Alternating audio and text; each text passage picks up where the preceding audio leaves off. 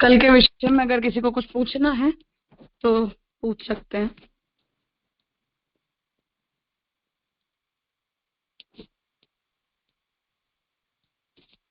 ठीक है, तो कल के अधिकरण में अंतिम सूत्र से श्री महाप्रभु जी ने ये निर्णय प्रदान किया कि ब्रह्म के जो गुणधर्मों का निरूपण श्रुति के अंदर अलग अलग प्रकार की उपमाओं के साथ दिया गया है। अर्थात जहाँ श्रुति ने ये कहा कि ब्रह्म सेतु रूप होते हैं या ब्रह्म आकाश रूप होते हैं इत्यादि इत्यादि, तो ये सभी जो उपमाएं हैं वो ब्रह्म के गुणों को गौण नहीं करती, परंतु हमारी बुद्धि के सौकर्य के लिए हम जब ब्रह्म की उपासना करते हैं तो हमारी बुद्धि ब्रह्म के गुणधर्मों को समझ पाए, उस हेतु से हमें उन गुणों को जानना आवश्यक होता है। इसलिए उन्हें उतने ही संदर्भ में हमें उन गुणों का निरूपण उन शास्त्रों से समझना चाहिए, परंतु वहां ब्रह्म की शक्तियों को या ब्रह्म के गुणधर्म को गौण बनाने में या उसकी न्यूनता बताने में या परम तत्व के रूप में किसी ब्रह्म के दूसरे स्वरूप की कल्पना करने में श्रुति का ऐसी स्पष्टता श्री पुरुषोत्तम जी ने श्री महाप्रभु जी ने की। अब आगे द्वितीय पाद का अंतिम 11वां अधिकरण है फलमतोपपत्ते है। ततः एकादशे चतुः सूत्रे, अब ये 11वां 4 सूत्रों का फलमत इति अधिकरणे जगन्य मध्यमानाम अर्थे, जगन्य और मध्यमाधिकारियों के लिए ब्रह्मणः फलदत्वम सूत्रद्वयेन उच्यते। तो उत्तमाधिकारी जो होते हैं वो ब्रह्म की उपासना करके और मुक्ति प्राप्त कर जाते हैं, परंतु ब्रह्म की उपासना में प्रयत्न करने वाले मध्यमाधिकारी और हीनाधिकारी भी होते ही हैं, जिन्हें संभवतः ब्रह्म ज्ञान से वो पूर्णतः संपन्न नहीं होते या अन्य भी कोई प्रकार की अयोग्यता उनके अंदर हो सकती है।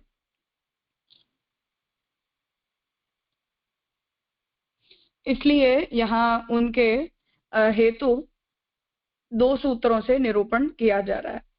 ततः तृतीय श्रुति उपपत्तिभ्याम, और फिर तीसरे सूत्र से श्रुति की उपपत्तियों को देते हुए जैमिनी मतेन धर्मस्य फलदातृत्वम आशंक्य, जैमिनी के मतानुसार, मतलब जैमिनी ऋषि के द्वारा बनाए हुए जो धर्म सूत्र हैं उनके अनुसार ब्रह्म की फलदात्रता के विषय में आशंका उपस्थित करते हुए चतुर्थेन, चौथा जो सूत्र है उससे भगवत एव कर्म कारयितृत्वात् न धर्मस्य फलदाने स्वातंत्र्यम, तो भगवान ही जो है वो कर्म के कारयिता होने के कारण धर्म की स्वतंत्र रूप से फलदात्रता नहीं है, किंतु ब्रह्मण एव, अर्थात प्रत्येक कर्म का फल ब्रह्म से ही होता है।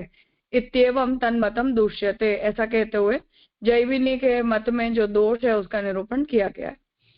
एवं अष्टभिः अधिकरणैः, इस प्रकार इस द्वितीय पाद के जो 8वां अधिकरण है उनके द्वारा श्रुति नाम बोधकता प्रकार विचारेण, श्रुतियां ब्रह्म का बोध किस प्रकार से करती है उसका विचार करते हुए तत्तद अधिकारिणम प्रति, उन अर्थात उत्तम मध्यम या जगन्य जैसा भी अधिकारी है उनके प्रति श्रुति नाम तादृश बोध जनकत्वम, तो श्रुतियां भी जो है वो अधिकारी के अनुसार ब्रह्म का निरूपण करती है। अर्थात कि कुछ लोगों को ब्रह्म कोई एक वाक्य से ही समझ में आते हैं, कुछ लोगों को उदाहरणों की आवश्यकता पड़ती है, कुछ लोगों को लौकिक युक्तियों की भी आवश्यकता पड़ती है। ऐसे हर व्यक्ति के ब्रह्मबोध प्राप्त करने के विषय में बुद्धिगम्यता या बुद्धि शक्ति तदनुसार होती है। इसलिए अस्मिन् पादे निर्णीतम इति बोध्यम, इसलिए श्रुति की बोधकता का प्रकार क्या है वो उन वाक्यों के द्वारा श्रुतियों ने निर्णीत किया है, ऐसा हमें समझना चाहिए। इति श्री वल्लभाचार्य चरणदासस्य श्री पीताम्बर आत्मज पुरुषोत्तमस्य कृतौ वेदांत अधिकरण मालायां तृतीयाध्यायस्य द्वितीय पादः, इस प्रकार ये वेदांत अधिकरण माला द्वितीय पाद के ऊपर यहाँ संपन्न होती है। अब फलमत उपपत्ते है, इस सूत्र से ये अंतिम अधिकरण यहाँ प्रारंभ होता है।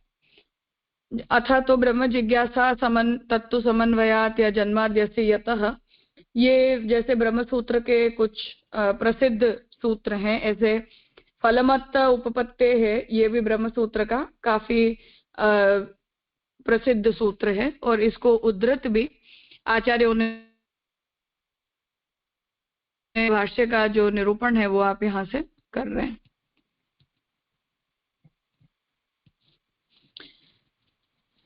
इस प्रकार सर्वोत्तमत्व के निरूपण में उत्तम अधिकारियों के भजनीयत्व प्रयोजक रूप को बतलाकर अब अन्य अधिकारियों के उपास्य रूप को बतलाते हैं।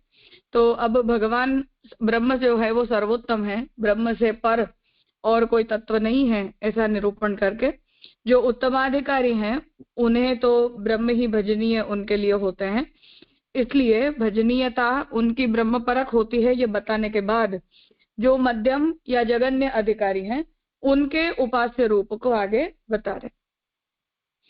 और लोग प्रायः फलेच्छा से भजन करते हैं, उस परमात्मा में फलदातृत्व भी है, उस ईश्वर से ऐहिक और पारलौकिक फलावाप्ति होती है। तो और जो लोग हैं वो तो ज्यादातर, जैसे उत्तमाधिकारी होता है वो मोक्ष कामना से ब्रह्म का उपासन करता है, परंतु ज्यादातर जो लोग होते हैं वो तो सकाम बुद्धि से ही ईश्वर की उपासना करते दिखाई देते हैं। इसलिए उस परमात्मा में फलदातृत्व भी है, उस ईश्वर से ऐहिक और पारलौकिक फलवाप्ति होती है। तो अब कोई व्यक्ति जब अंदर कोई प्रकार की आकांक्षा को लेकर ब्रह्म का भजन करता है, ब्रह्म का जब चिंतन करता है, तब ये विचार उपस्थित होता है कि उसने जो कोई भी उपासना की है उससे प्राप्त किया जाने वाला फल ब्रह्म के द्वारा दिया गया है या किसी और के द्वारा दिया गया है। तो उस पर विचार अब यहाँ करना चाहते हैं कि ब्रह्म ही सर्वफलदाता होते हैं। ये अपना सिद्धांत है कि ब्रह्म ही जो है वो हर प्रकार के फलों को प्रदान करने वाले होते हैं।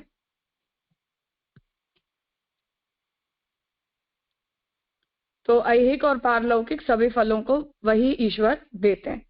सर्वस्य वशी सर्वस्य शान इत्यादि श्रुति परमात्मा के सार्वभौम स्वामित्व को स्पष्ट रूप से बताती है। तो ब्रह्म ही सबको अपने वश में रखने वाले होते हैं, ब्रह्म ही सबके स्वामी होते हैं, ऐसा जो श्रुति वचन हमें प्राप्त होता है उससे। परमात्मा का सार्वभौम स्वामित्व अर्थात कि पूरा ब्रह्मांड जो है वो भगवान के प्रति आश्रित है और भगवान ही उसके एकमात्र स्वामी है, ऐसा निरूपण करती है। किसी अन्य में सर्वदातृत्व शक्ति नहीं है, एकमात्र भगवान ही ऐसे सर्वसमर्थ हैं। तो ब्रह्म के अतिरिक्त और किसी के अंदर हर प्रकार के फलों को प्रदान करने का सामर्थ्य नहीं है। कोई व्याख्याता इस सूत्र से कार्य और उसके कार्य की अपूर्व फलदातृत्व संबंध असंभावना का निराश करके उक्त शक्ति का समर्थन करते हैं। इस बात को स्वयं व्यास ही जैमिनी और अपने मत की व्याख्या करते हुए स्पष्ट करेंगे। यदि इसी सूत्र में उसे निर्णय करेंगे तो अगले दो सूत्र व्यर्थ ही हो जाएंगे। तो फलमत उपपत्ते है, इस सूत्र की व्याख्या के रूप में कुछ व्याख्याताओं ने कार्य और उसके कार्य रूप जो फल प्राप्त हमें होता है उसके बीच में कोई संबंध की असंभावना नहीं है, परंतु हम जो भी क्रिया करते हैं उसी से फल प्राप्त होता है, ऐसा बताते हुए ईश्वर की फल प्रदान करने की शक्ति का समर्थन इसी सूत्र के भाष्य में किया है। पर महाप्रभु जी कहते हैं कि यहाँ तो सिद्धांत वाक्य है ये, इसलिए उत्तर पक्ष के रूप में पूर्व पक्ष का खंडन करने के लिए इस सूत्र के ऊपर भाष्य नहीं किया जाना है। तो ये सिद्धांत निरूपक सूत्र से ये अधिकरण प्रारंभ होता है और आगे के दो सूत्रों में फिर पूर्व पक्ष और उत्तर पक्ष आएगा। इसलिए यदि कोई व्याख्याकार इसी सूत्र के भाष्य के अंतर्गत पूर्व पक्ष का खंडन भी कर देता है तब फिर आगे के दो सूत्रों की कोई आवश्यकता नहीं बच जाती। इसलिए महाप्रभु जी जो है वो इस विषय का खंडन मंडन आगे के दो सूत्रों से करेंगे, इसी सूत्र के भाष्य में नहीं करेंगे। परंतु इस सूत्र के भाष्य की सिद्धांत क्या है, तो सिद्धांत जो है वो यही बनेगा कि ब्रह्म जो है वही सभी प्रकार के ऐहिक और पारलौकिक फलों को प्रदान करने वाले हैं। तो ब्रह्म के अतिरिक्त और कोई जो है वो फल प्रदान करने की शक्ति नहीं रख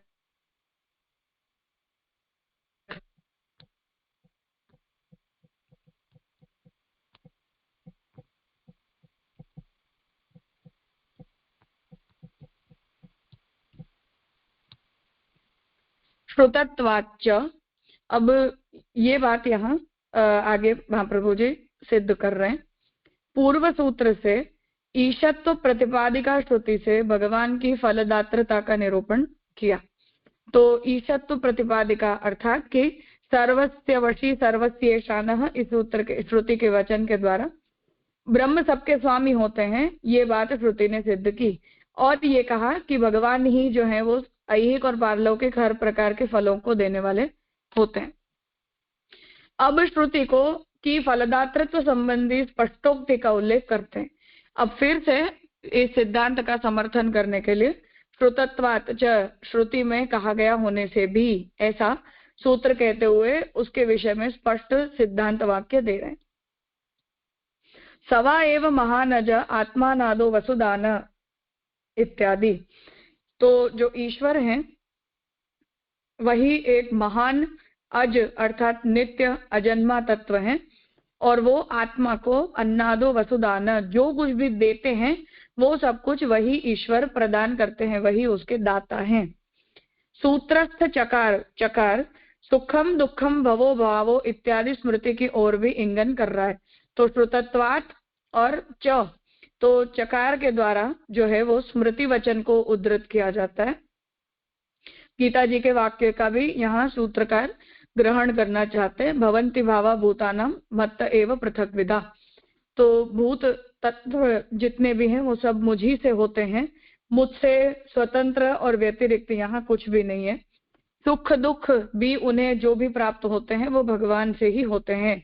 इस प्रकार से जो गीता जी में भगवान आज्ञा कर रहे हैं उसके द्वारा भी यही बात सिद्ध होती है कि ऐहिक और पारलौकिक हर प्रकार के फलों को प्रदान करने वाले जो हैं वो ईश्वर ही होते हैं और कोई नहीं होता। तो ये दो सूत्रों से सिद्धांत का निरूपण किया।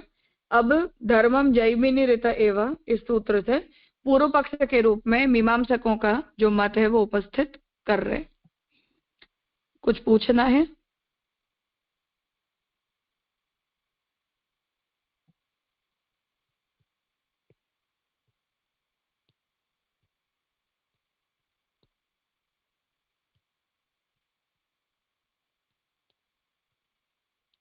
ठीक है, अब आगे। हाँ हितेन भाई। हाँ, धन्यवाद प्रणाम राजा। यहाँ जो हाँ, पुरुषोत्तम जी ने ये कहा ना कि जगन्य मध्य नाम अर्थे, तो उत्तमाधिकारी के लिए वैसे ही बाय डिफॉल्ट समझ लिया कि भाई उसको तो क्योंकि जगन्य और मध्यम अधिकारी की फल दातृत्वता की बात है। अब उत्तम अधिकारी जो है वो भी कभी आरूढ़ योगी जैसे आते हैं गीता जी में, तो यद्यपि उत्तम है और आरूढ़ भी हो चुका है, फिर भी उसका पतन तो संभव है। तो यानी उत्तम अधिकारी को यहाँ क्यों एक्सक्लूड किया है? क्योंकि अल्टीमेटली उत्तम अधिकारी में भी फलदाता तो भगवान ही है। तो थोड़ा समझना। उत्तम अधिकारी जो होते हैं वो ब्रह्म को प्राप्त करके ब्रह्म रूप हो जाते हैं, इसे हैं ज्ञान को सिद्ध करने वाले होते हैं, और ज्ञान निष्ठ होकर और वो अपने अंदर ब्रह्मत्व का अनुभव करते हैं और फिर ब्रह्म के साथ एकत्व को प्राप्त करते हैं। या शुद्ध ब्रह्म विद्या से संपन्न होकर जब वो कर्म परायण होते हैं, तो कर्म परायण होने पर उनके अंदर जो है वो शुद्ध ब्रह्म भाव प्रकट होता है, और उस ब्रह्म भाव से युक्त होकर वो सभी कर्मों को ब्रह्मात्मक कर्मों के रूप में करने लगते हैं। इसलिए उन्हें जो भी फल प्राप्त होता है वो तो एकत्व भाव से होता है, एकत्व बुद्धि से होता है। इसलिए उन्हें और किसी प्रकार से फल को सिद्ध करने की या प्राप्त करने की आवश्यकता जो है वो नहीं पड़ती है। परंतु जो मध्यम और हीनाधिकारी जब सकाम भाव से कर्म करते हैं, तो ऐसे सकाम भाव से किए जाने वाले जो कर्म हैं उनके अंदर उन्हें फल की आकांक्षा होती है, और वहां भगवान के साथ कोई प्रकार के एकत्व या सायुज्य का भी तो कोई अनुभव होता नहीं है। इसलिए ब्रह्मैव प्राप्नोति, इस प्रकार से ब्रह्म होकर ब्रह्म को प्राप्त किया जाए, ये प्रक्रिया उनके लिए नहीं मानी जा सकती है। माने तीनों मार्ग के उत्तम अधिकारी के लिए ही बात आएगी ना, माने वो ब्रह्मत्व, एकत्व, जो भी कर्म मार्ग, ज्ञान मार्ग, भक्ति मार्ग, हाँ सभी के लिए उत्तम अधिकारी, उनके लिए कोई क्योंकि वो फलोन्मुख अवस्था है उनकी, मीन्स ऑलरेडी फल प्राप्त हो चुका है हाँ मार्ग के साधना या भगवत कृपा से। तो वहां भी वो जो परम फल और चरम फल भी, वो तो वहाँ वो भगवान ही दाता होएंगे ना, माने ऑब्वियसली, क्योंकि कृपा ही हाँ तो। हाँ, वो तो स्पष्ट है। हाँ। यहाँ इनके लिए इसलिए वो संशय होता है क्योंकि ये लोग साक्षात भगवान को तो फल मान नहीं रहे हैं। ओके। इन्हें भगवान से फल चाहिए, तो इन्हें कोई भी प्रकार के ब्रह्माइक्य की अनुभूति होना या ब्रह्म के विषय में पूर्ण ज्ञान से संपन्न होना इत्यादि योग्यता इनके अंदर नहीं है।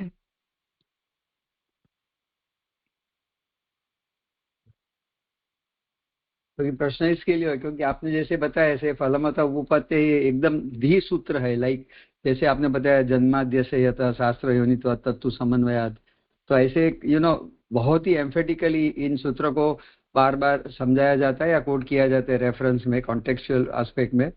और इतना हाँ मुख्य सूत्र होने पर मुझे ये प्रश्न हुआ कि फिर इस तरह इसमें क्यों इनका एक्सप्लेनेशन है। ठीक, क्लियर हो गया हाँ। समझ।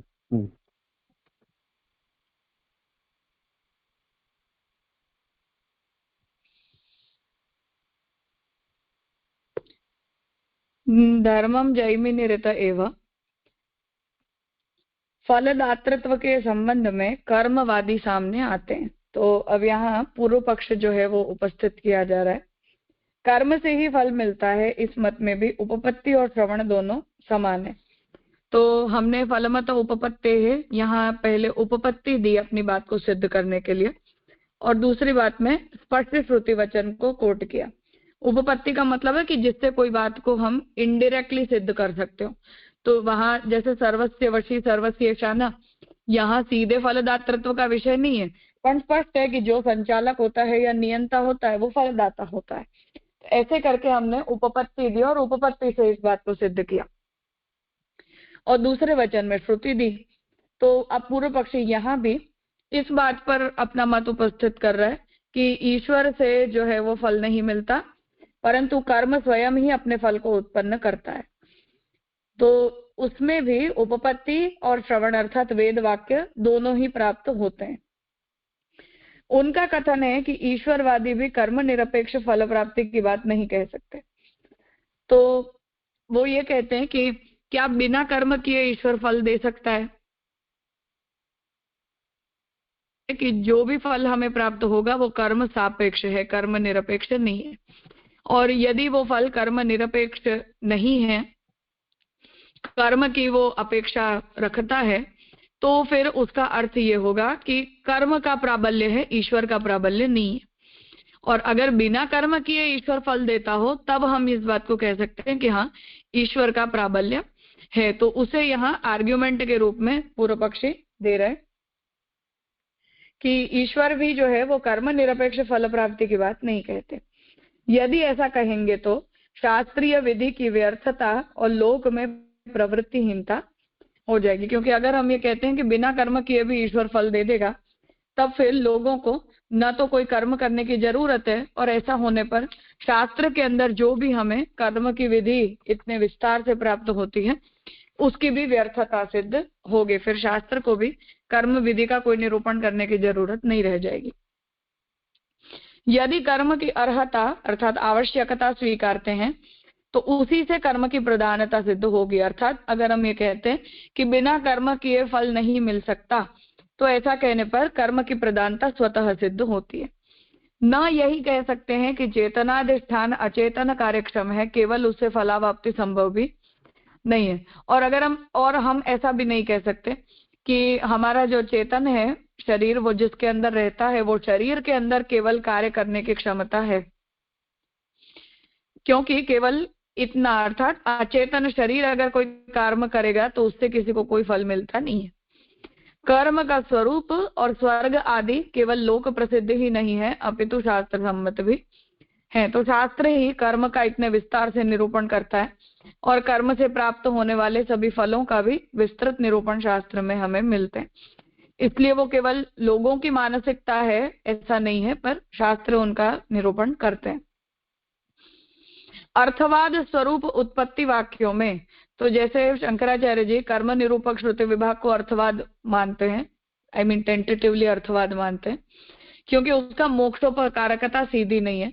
उसी प्रकार से जो कर्म मीमांसक हैं वो लोग ईश्वर के ज्ञान संबंध में जो भी फिलोसॉफी का निरूपण करने वाले जितने भी वेद वाक्य हैं उन सबको अर्थवाद मानते हैं, अर्थात कि केवल एक्स्ट्रा इलॉबरेशन है, अनावश्यक। तो उत्पत्ति वाक्यों में अर्थात सृष्टि की उत्पत्ति के विषय में जो भी अर्थवाद परक वाक्य कहे गए हैं उनमें कर्मों का स्वर्गादि फल साधक रूप से ही कहा। तो कर्म क्या होता है कि वो जो स्वर्ग वगैरह फलों को उत्पन्न करता है। उदाहरण दे रहे हैं, स्वर्ग की कामना से अग्निष्टोम यज्ञ करना चाहिए, संतान की कामना से अग्निहोत्र यज्ञ करता है, दर्श और पूर्णमास यज्ञों से स्वर्ग की कामना करनी चाहिए, यज्ञ पहले भी था, ब्रह्म इसके द्वारा ही पराकाष्ठा प्राप्त करते हैं इत्यादि में कर्म की श्रेष्ठता कही गई है। उक्त कर्म फल साध्यता के लिए ही कहा गया है। तो सर्वत्र साधन बताया, साधन के साथ साथ फल बताया कि हमारे मन में इस प्रकार की कामना हो तो हमें ये साधन करना चाहिए, ये साधन करने से ये फल प्राप्त होता है, इस तरह। तो प्रत्येक कर्म के साथ जुड़ा हुआ आनुषंगिक साधन जो है वो यहाँ बताया गया है, बताते रहे हैं। इसलिए उन वचनों से ही ये बात सिद्ध होती है कि शास्त्र के अंदर सभी जो सिद्धांत बताए गए हैं वो कर्म का निरूपण करते हैं और कर्म के फल के रूप में स्वर्ग आदि लोकों का निरूपण भी करते हैं। लोक में इसके विपरीत भी यदि फल देखा जाए तो भी धर्मी ग्राहक के प्रमाण से उसका शास्त्र सम्मत फल ही होता है, उसके संबंध में किसी प्रकार की शंका नहीं करनी चाहिए। तो जैसे हमें अजामिल के चरित्र में दिखता है कि उसने भगवत प्राप्ति के लायक कोई कर्म नहीं किया था, परंतु फिर भी भगवान ने उन्हें उत्तम फल प्रदान किया। तो अब वहां कोई प्रकार के कर्म को करने की वृत्ति उसके अंदर नहीं थी, पर भगवान की तरफ से उसे ऐसा उत्तम फल जो है वो प्राप्त हुआ। तो ऐसा भी लोक में जो ये फलमत फल से प्राप्त, कर्म से प्राप्त होने वाले फल का निरूपण किया गया, ऐसा जो सिद्धांत बताया गया है उससे विपरीत भी अगर हमें कुछ दिखाई देता है तो भी ऐसी स्थिति के अंदर हमें इस बात का विचार करना चाहिए कि शास्त्र ने जो व्यवस्था बताई है वही है, केवल उसमें दृष्ट कर्म हमें दिखाई नहीं दे रहा।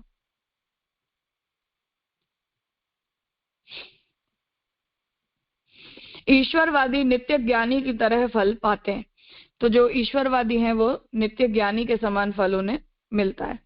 उनके मत से अलौकिक फलावाप्ति में किसी प्रकार का बंधन नहीं रहता, अर्थात कि ये हमें कहा जा रहा है पूर्व पक्ष की तरफ से कि अलौकिक जो भी फल प्राप्त होता है उसमें कोई प्रकार का कर्म का बंधन नहीं होता है। इसमें हम और वे एक मत हैं और ये बात सच है कि फल प्राप्त करने के बाद कर्म बंधन निवृत्त हो जाते हैं, परंतु तत्पर्यंत तो जो भी कर्म है, जो भी फल है वो कर्म से जनरेटेड होता है। वे लोग भगवत भक्ति से कर्मों का नाश मानते हुए भी श्रुति सिद्ध कारणता के निर्वाह के लिए अपूर्व कर्म व्यापार की कल्पना करते हैं। तो हम जैसा ये कहते हैं कि भगवत भक्ति करने पर हमारे सभी कर्म नष्ट हो जाते हैं और हमें जो फल मिलता है वो कर्मों के बल पर नहीं मिलता परंतु हमारी भक्ति के बल पर मिलता है। तो वहां भी श्रुति सिद्ध कारणता, क्योंकि बिना कोई कर्म किए तो फल मिल नहीं सकता है, इसलिए अपूर्व कर्म व्यापार की हम कल्पना करते हैं, ऐसा पूर्व पक्षी का आक्षेप है। अर्थात कि हमने वहां कोई दृष्ट कर्म को नहीं देखा या दृष्ट प्रक्रिया को नहीं देखा, परंतु भक्ति के पीछे जैसा हम ये कहते हैं कि भगवान ही उन भक्तों के साधनों की परिपूर्ति कर देते हैं। भगवान ये अपेक्षा नहीं रखते कि भक्त कुछ कर्म करे, परंतु भगवान ही भक्त की तरफ से वो सभी कर्मों को जो है वो पूरा कर देते हैं। ऐसा जब हम बोलते हैं तो उससे किसी न किसी प्रकार से फल प्राप्ति में कर्म का रोल जो है वो तो आता ही है। अविषम ईश्वर से विषम फल की प्राप्ति मानने से वैषम्य निर्गण्य परमात्मा में घटित होंगे।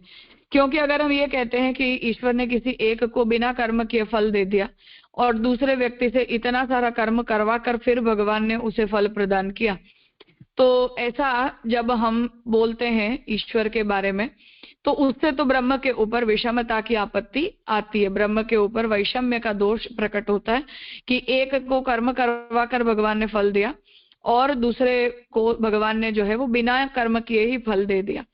तो ऐसे वैषम्य का आक्षेप भी ईश्वर के ऊपर किया नहीं जा सकता। इसलिए कर्म से ही फल होता है, यही जैमिनी का मत है। इसलिए कर्म जो है वो स्वयं ही अपने फल को जनरेट करता है, यही जैमिनी का मीमांसकों का जो है वो इस बारे में मत है। ये मत पूर्व पक्षी यहाँ उपस्थित कर रहा है।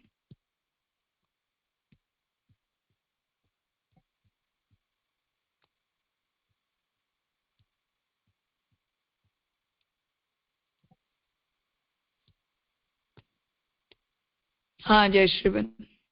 राजा धन्यवाद प्रणाम। यहाँ जो ऊपर बताया ना कि चेतन अधिष्ठित अचेतन कार्यक्षम है, वो नहीं समझ में आया।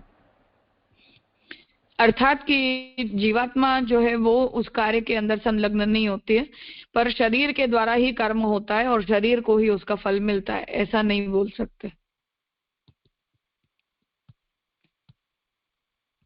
यानी जीवात्मा को फल नहीं मिल सकता है, पर अचेतन शरीर को ही फल मिलता है, ऐसा आप कहना चाहते हैं पूर्व पक्ष? नहीं, ऐसा अगर कोई आर्ग्यूमेंट दे तो ऐसा नहीं है, ये कहना चाहते हैं। हाँ राजा, हो गया क्लियर। और यहाँ वो अपूर्व कर्म व्यापार की कल्पना करते हैं, नीचे तीसरी लाइन है ना, तो उसका अर्थ क्या होगा? उसका अर्थ ये है कि हमने जैसे व्रजभक्तों के लिए हमने ये कहा कि उनके अंदर कोई श्रुति का ज्ञान नहीं है, या उन्होंने कभी कोई उत्तम कर्म वगैरह, फिर भी उन्हें भगवान फल के रूप में मिल गए। पर ऐसा बोलने के बाद भी हम ये बात कहते हैं कि वो व्रजभक्त स्वयं श्रुति रूपाएं थी, इसलिए उन्हें उसकी जरूरत नहीं है, या जो भगवान है उन्हें उनकी तरफ से सभी कर्म ज्ञान आदि की पूर्ति कर दी, इसलिए उन्हें स्वतंत्र रूप से ज्ञान कर्म को सिद्ध करने की जरूरत नहीं है। तो ऐसा बोलकर किसी न किसी रूप से भक्ति के अंतर्गत भी कर्म और ज्ञान की पूर्ति को जो है वो हम जस्टिफाई तो करते ही हैं। तो उसका अर्थ ये हुआ कि कर्म की नेसेसिटी है।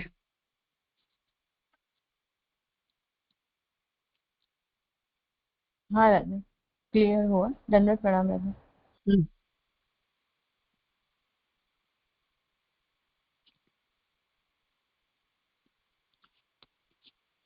हाँ नीलेश भाई। ट्रावेलिंग करूँ છું, જો અવાજ આવતો હોય તો પછી નહીં પૂછું।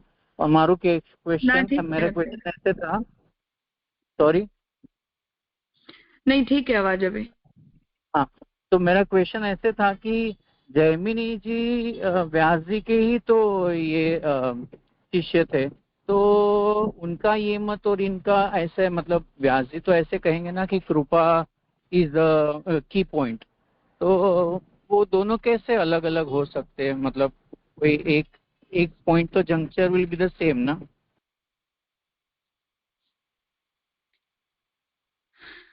अलग हो सकते हैं, वो इसलिए हो सकते हैं क्योंकि जैसे भगवान ने बुद्धावतार को प्रकट करके और पाखंड मत का प्रवर्तन किया, ऐसे भगवान यहाँ इस प्रकार के मत को प्रवर्तित करवाना चाहते हैं।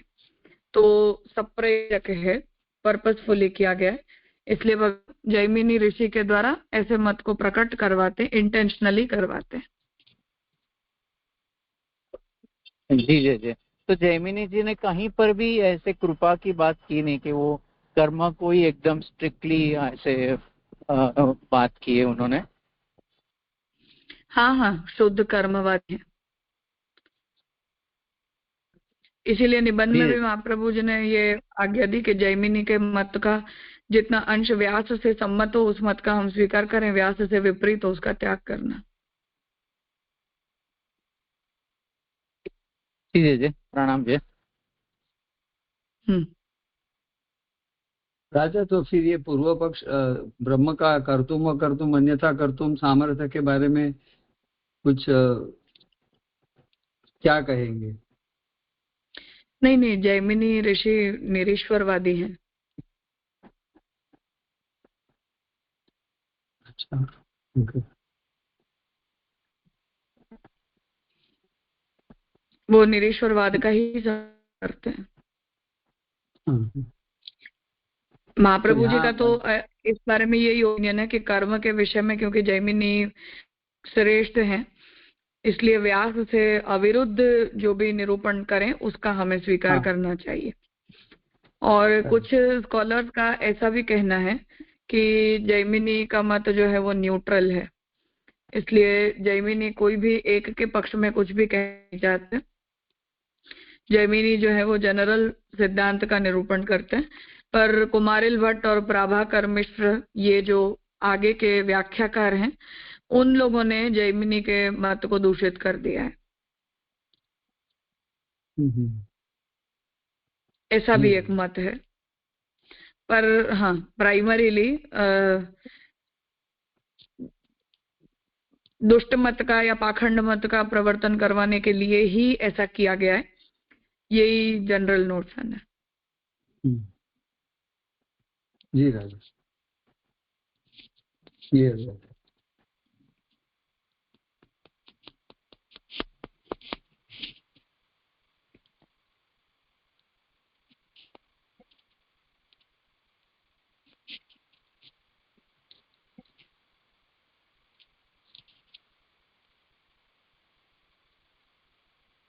हाँ भानुबेन।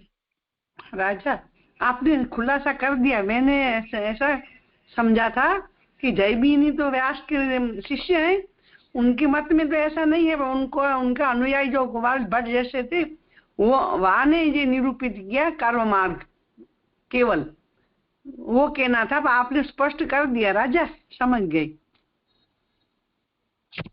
हाँ, लेकिन ये एक सामान्य लोगों का विचार ऐसा जरूर है, पर महाप्रभु जी इसका कोई विशेष समर्थन में हो ऐसा नहीं है। ऐसा है? हाँ, तो महाप्रभु जी का ऐसा मत नहीं है कि ये जैमिनी का मत न होकर उनके शिष्यों का विचार है। इसलिए महाप्रभु जी तो यही आज्ञा करते हैं कि व्यास सर्वज्ञ होने के कारण इस विषय में हमें व्यास के ही सिद्धांत का स्वीकार करना चाहिए, जैमिनी के सिद्धांत का नहीं। वो तो नहीं जी, पर वो फिर उनका मत जैसे कोई बदला दिया, वो तो ऐसे नहीं थे। ऐसे मैंने समझा था, करके मैं कुछ नाम चाहा भले हो। हाँ, इसीलिए मैं कह रही हूँ कि जनरली ऐसा बोला जाता है, इस बात को शायद तो कवर अप करने के लिए बोला जाता है, या जो कोई भी प्रयोजन रहा हो। परंतु महाप्रभु जी ने इस बारे में यही निर्णय दिया है कि हमें जैमिनी के मत की इस विषय में उपेक्षा करनी चाहिए और व्यास के मत का स्वीकार करना चाहिए। जी, समझाया। प्रणाम राजा।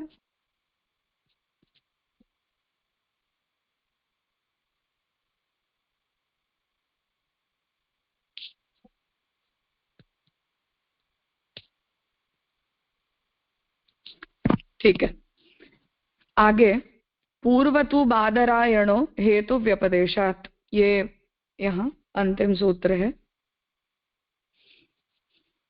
तो शब्द पूर्व पक्ष के निराश के लिए प्रयोग किया गया है। तो पूर्वतु में तुकार पूर्व मत का निराकरण करने के लिए।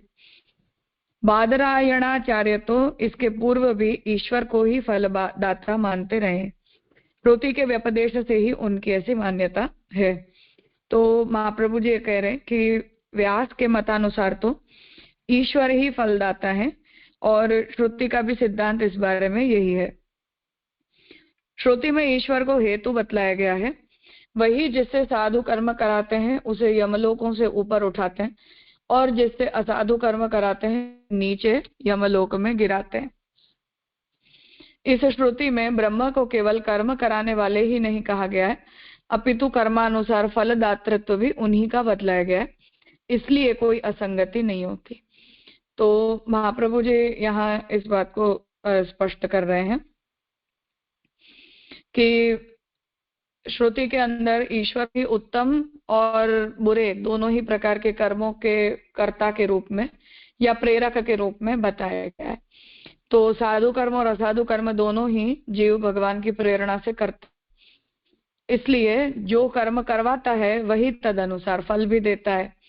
इसलिए भगवान जिन्हें जैसा फल देना चाहते हैं ऐसा उनसे कर्म करवाते हैं। इसलिए इस विषय में स्थिति नहीं है कि ईश्वर फलदाता है। संशय हो सकता है कि ईश्वर जब स्वयं फलदान में समर्थ है तो उसमें कर्म को कारण मानने का क्या तात्पर्य है। इसका निराकरण वैचित्र्यम च कथम इत्यादि शंका में कर चुके हैं। विद्वान मंडन में श्री विठल ने भी किया है। इसलिए सकाम भाव से भी वे ही वजनीय है, कोई दूसरा नहीं है।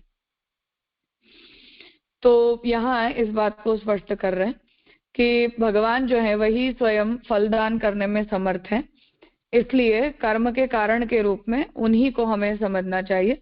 और उसके पीछे का प्रयोजन यही है कि भगवान इस सृष्टि में विचित्रता को चाहते हैं। तो अगर सभी लोग शास्त्र में बताए हुए ही आज्ञा का अनुसरण करने लग जाएंगे, सब लोग उसी प्रकार से यदि व्यवहार करने लग जाएंगे, तब फिर शास्त्र की व्यवस्था चलेगी। तो उसे यहाँ समझाना चाह रहे हैं कि भगवान जो है वही सब कुछ करते हैं, हर प्रकार के कर्म को।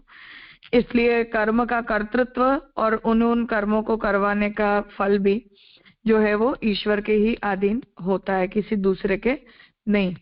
तो अगर हम किसी दूसरे के अंदर उसके कर्मदातृत्व का स्वीकार, फलदातृत्व का स्वीकार करते हैं, तो ईश्वर की सर्वोपरिता और ईश्वर की ईश्वरता दोनों जो है वो इस विषय में खंडित हो जाती है। तो उसे यहाँ स्पष्ट करना चाह रहे हैं कि सकाम भाव से ही क्यों नहीं, यद्यपि निष्कामता सर्वदा प्रशंसनीय है, फिर भी कोई व्यक्ति सकाम भाव से करना चाहता हो, फिर भी हर प्रकार से भगवान ही जो है वो भजनीय होते हैं। तो कामना अगर किसी के चित्त के अंदर है, तब भी उसे भी अपनी कामना की पूर्ति के लिए ईश्वर का ही भजन करना चाहिए, ईश्वर का ही अनुसंधान करना चाहिए। सकाम भाव से भी ईश्वर का ही अनुसंधान करना चाहिए। ये निरूपण यहाँ आप करना चाह रहे हैं।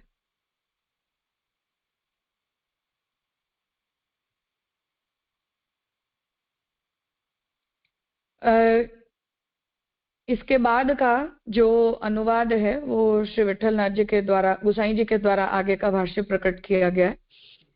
तो ये अनुवाद चौखंबा संस्कृत सीरीज से प्रकाशित अणुभाष्य मूल के सन 1906 के संस्करण के अनुसार किया गया है।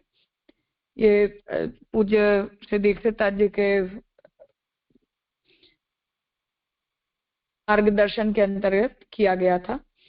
उसमें विद्वान मंडले श्री विठले न च ऐसा पाठ मूल भाष्य में दिया हुआ है। तो अब श्री महाप्रभु जी के ही भाष्य के अंतर्गत ये पाठ मिलता है। पूज्य अनुवादक महोदय ने मूल के अनुसार उक्त वाक्य को भी दे दिया है, पर उनका मत है कि ऐसा पाठ महाप्रभु श्री वल्लभाचार्य की लेखनी से संभव नहीं है, क्योंकि आचार्य के गोलोकवास के समय श्री विठलनाथ जी अल्पवयस्क थे। उस समय विद्वान मंडन ग्रंथ बना भी नहीं था। प्रसिद्धि तो ये है कि विद्वान मंडन ग्रंथ गोस्वामी जी ने अपने विद्वान पुत्र गिरधर जी के प्रार्थना पर मधुसूदन सरस्वती के ग्रंथ अद्वैत सिद्धि के निराश के लिए रचा था, जिसमें पूर्व पक्ष स्वयं गिरधर जी ने ग्रहण किया था। इसलिए हमने उक्त वाक्यांश को कोष्ठबद्ध ही छापा है। प्रसिद्धि है कि अणुभाष्य के अगले अंतिम 1.5 अध्याय का भाष्य गोस्वामी विठल जी ने किया है। तो यहाँ जो संपादक हैं वो इसकी स्पष्टता करना चाह रहे हैं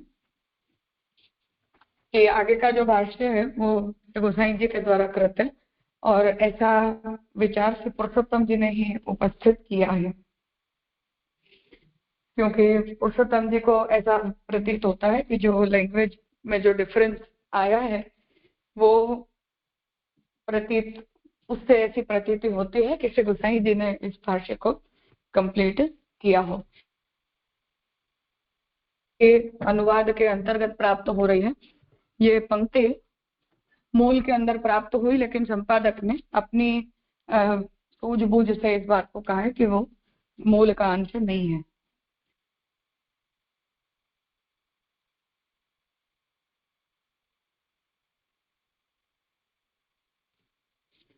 कुछ प्रश्न हो इस बारे में तो?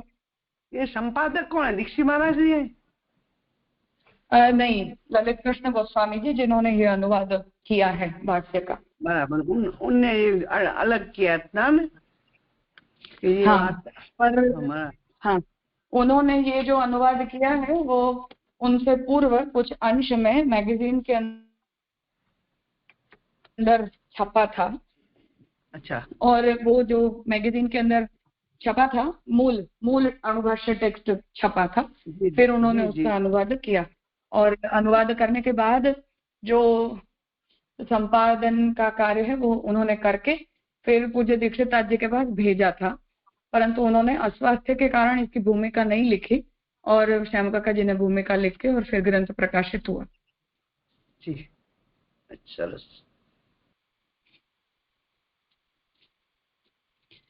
दीक्षिताथ जी जब चरणाट पधारा करते थे और काशी भी पधारते थे, उस समय इनका उनसे संपर्क रहा है। ये जो है वो निम्बार्क पीठ के आचार्य हैं, जिनकी मुख्य पीठ पंचगंगा घाट के ऊपर महाप्रभु जी की बैठक जिससे ऊपर है। ललित कृष्ण ने अच्छा ही छूटा करके अलग बताया, खिचड़ी हो हाँ, जाए ना। हाँ, वो ऐतिहासिक स्पष्टता उन्होंने अपनी तरफ से की है। तो कोई भी कारण से मूल के अंदर वो अंश जो है वो आ गया है। और जो कोई भी संपादक रहा होगा उस मैगजीन के अंदर मूल टेक्स्ट का, उन्होंने इस पक्ष को वहां, इस वाक्य को वहां लिखा हो ऐसा प्रतीत होता है, क्योंकि ये बात तो स्पष्ट है। हाँ, सावधानी है ना, अच्छी सावधानी है। नहीं, बिल्कुल। और श्याम काका जी ने ये इसका जो इतिहास है वो बताया था कि उन्होंने इसका जो टेक्स्ट है वो लिख के और पूरा, क्योंकि उस टाइम तो हस्तलिखित टेक्स्ट जो है वो उन्होंने दीक्षिताथ जी को दिखवाने के लिए भेजा था बड़े मंदिर में प्रकाशित करने के पूर्व। अब हाँ, आगे का जो भाष्य है वो गोसाई जी के द्वारा किया गया है जी। यहाँ तक का जो है वो महाप्रभु जी का है। और ये डिमार्केशन पुरुषोत्तम जी ने ही किया है। तो पुरुषोत्तम जी ने ही शैली भेद को ध्यान में लेकर ये मत पर्सनली उपस्थित किया है कि आगे का भाष्य श्री गोसाई जी के द्वारा पूरा किया गया। सब कितनी सावधानी बरती है। जो देखो अब को समय कितना अंधाधुंध चल रहे है और अगले अपने पीढ़ी के लोग अपनी कितनी सावधानी से कार्य किए हैं। अच्छा है। मैंने आज तृतीय पाद से लेके पूरा चतुर्थ पाद ना श्री गोसाई जी ने पूरा हाँ, पूरा गोसाई जी ने संपन्न किया है पूरा भाष्य। जी। इस बारे में श्याम काका जी के साथ मिलकर केदारनाथ मिश्र ने जब अणुभाष्य के ऊपर कार्य किया और अणुभाष्य की एक समीक्षा के नाम से उन्होंने सामान्य वेदांत अधिकरण माला का अनुवाद वगैरह प्रकाशित किया, उससे पूर्व तक लोगों ने इस विषय में ऐसा आक्षेप किया है कि महाप्रभु जी जो हैं वो ज्ञान प्रदान है और गोसाई जी भाव प्रदान है। इसलिए गोसाई जी का जो भाष्य है वो भाव प्रदान, भक्ति भाव प्रदान शैली से लिखा गया है और महाप्रभु जी ने ज्ञान प्रदान वृत्ति से भाष्य लिखा है। तो ऐसा लोगों ने अपना मत उपस्थित किया था, परंतु केदारनाथ मिश्र ने जब अणुभाष्य एक समीक्षा प्रकाशित की और श्याम काका जी ने उस पूरे कार्य के अंदर इन्वॉल्व होकर किया, तब उन्होंने इस बात को नेगेट किया कि ऐसा डिफरेंस जो है वो दोनों के ओपिनियन में नहीं है, क्योंकि फलाध्याय का जो पूरा भाष्य है उसमें मर्यादा मार्गीय फल और पुष्टि मार्गीय फल का प्राइमरी डिफरेंस से गोसाई जी सिद्ध करना चाह रहे हैं भाष्य के द्वारा, और वही श्रुति का मत है, ऐसा भी श्री गोसाई जी का मत है, बन रहा है वहां। उसे देखकर कुछ लोगों ने ऐसा ओपिनियन प्रस्तुत किया, कि गोसाई जी जो है वो ज्ञान प्रदान मूड के नहीं है पर भाव प्रदान मूड के हैं, और महाप्रभु जी जो है वो ज्ञान प्रदान मूड के हैं, भाव प्रदान नहीं है। परंतु उसका जो खंडन है वो केदारनाथ मिश्र की टेक्स्ट के अंदर और श्यामुकाका जी ने जो अणुभाष्य मूल प्रकाशित किया उसकी भूमिका में आपने किया है कि उन दोनों के विचारों में और मूड में ऐसा भेद नहीं देखना चाहिए या नहीं देखा जा सकता। नहीं, इतने उच्च कोटि के ऐसे भाव में थोड़ा बह जाए। जब तत्व का निरूपण कर रहे हैं तब ऐसे सामान्य व्यक्ति भाव में बह जाए तो तत्व से तत्व की बात करेंगे और भाव में भाव की बात करेंगे। ऐसे बह थोड़ा जाता है कोई ऐसा उत्तम पुरुष। तो हमें गोसाई जी के प्रति ऐसा महात्म्य बुद्धि होती है तो हम ऐसा नहीं सोचते। बाहर के लोगों का ऐसा होता है कि वल्लभाचार्य जी प्रवर्तक आचार्य हैं और वंशज वंशज होता है, तो आचार्य त्रयी का जो सिद्धांत है वो नहीं है, पर महाप्रभु जी हैं और वो दोनों उनसे अलग हैं, ऐसा सोचकर और ये बातें लिखी जाती हैं कि मूल भाष्य प्रवर्तक आचार्य का कितना इतना और उससे आगे का बाद में पूरा किया गया, ऐसी एक जनरल नोशन होता है, उसके कारण ऐसी बातें सोच लेते हैं। सामान्य पुरुष की बात है, बह जानो भाव और तत्व से हटके। ऐसे उत्तम पुरुष तो थोड़ा बह जाते हैं। सही बात है, लेकिन अब जो भी लोगों ने पढ़कर देखा है या सोचा है उस ओपिनियन को हमें ध्यान में तो लेना ही चाहिए ना एक बार। लेना चाहिए, अच्छी बात है। प्रणाम।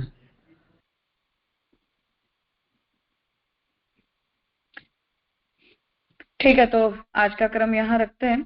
तृतीय पाद कल हम प्रारंभ करेंगे।